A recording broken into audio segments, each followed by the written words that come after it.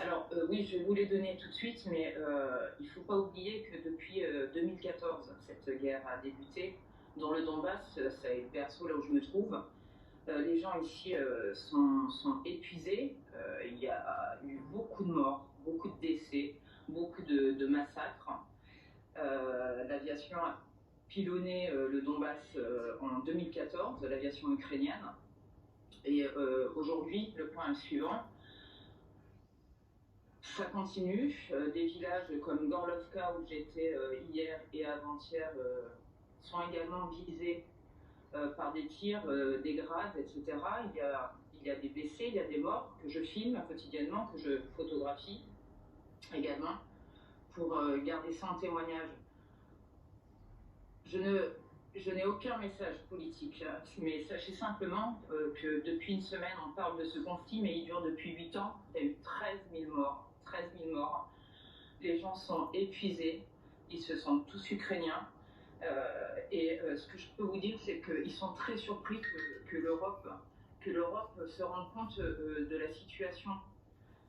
Alors que pour eux, cette situation de bombardement, c'est de vivre dans des caves, etc., de recevoir l'artillerie lourde fréquemment. Je l'ai documenté en 2015. Pour eux, c'est un quotidien depuis 2014, je le répète. Ensuite, je vous interromps parce qu'il y a effectivement tout le monde ne comprend pas la situation aussi précisément, évidemment, que vous la vivez depuis de nombreuses années. Vous avez dit, et ça m'a surpris, tous les gens se sentent ukrainiens. Et vous avez rappelé que les bombardements étaient ukrainiens il y a absolument. quelques jours. Mais quelque chose de grave que visiblement a échappé. La population du Donbass en 2014 a été ciblée par son propre gouvernement.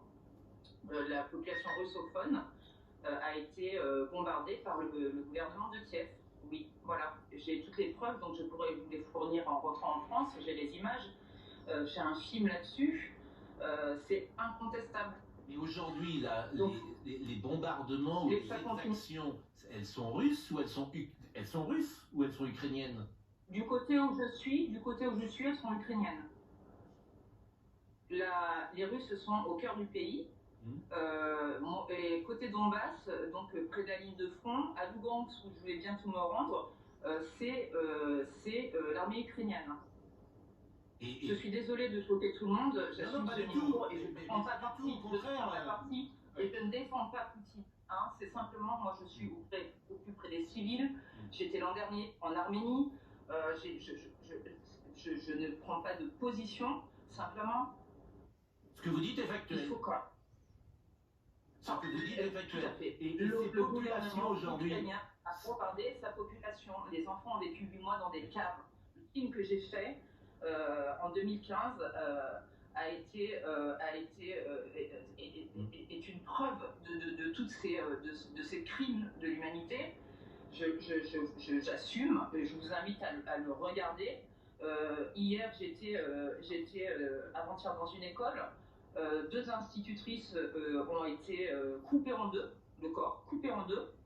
Je rencontre j'ai mis des photos sur mon mur Facebook, des babouchkas, parce que les gens qui n'ont pas, les plus âgés, les retraités n'ont pas pu quitter la zone.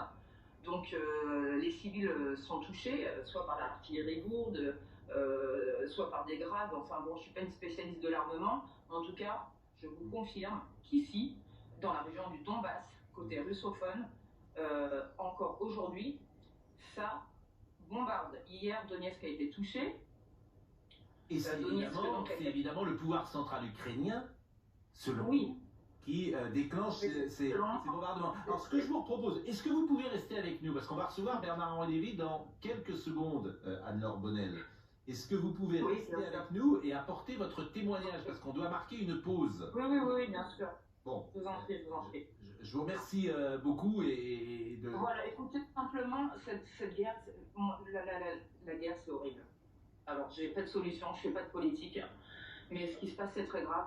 Vous êtes écoutés par des millions de Français. J'espère qu'une désescalade sera possible, parce que quand vous voyez, depuis 2014, il y a 13 000 morts à peu près. Alors, vous êtes dans le Donbass depuis combien de temps? Je suis arrivée depuis lundi dernier. Et vous avez été à Paris la semaine dernière? Ouais. Merci. Merci beaucoup.